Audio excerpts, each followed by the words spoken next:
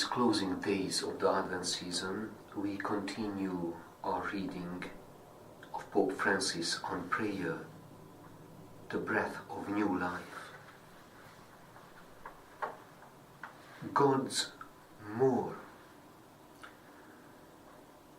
It is characteristic of God's mercy not only to pardon, but also to be generous and to give more and more. We often ask for this or that specific thing in prayer, but He always ends up giving us more. Always much, much more. Properly speaking, this is what prayer is. Seeking the how and knocking on the door of God's heart, who is a friend always with us, the Father Himself. As we read in Luke's Gospel,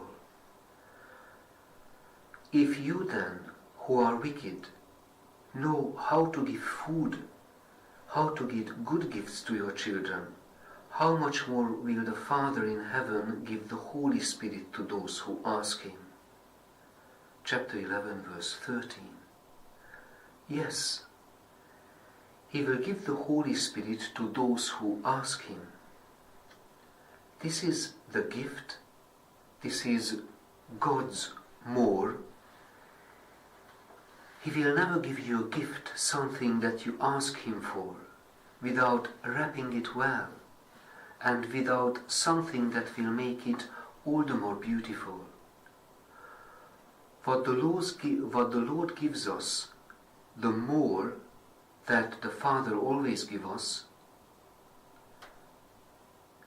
is the Spirit, the true Spirit of the Father, and that which prayer does not dare hope for.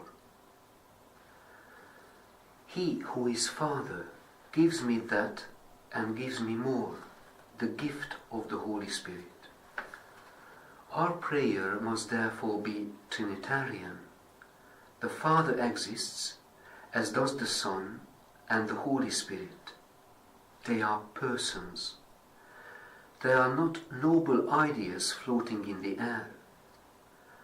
Jesus is our companion on the journey, who gives us what we ask for. The Father cares for us and loves us. The Holy Spirit, who is the gift, is the more that the Father gives us, that which our conscience does not dare hope for.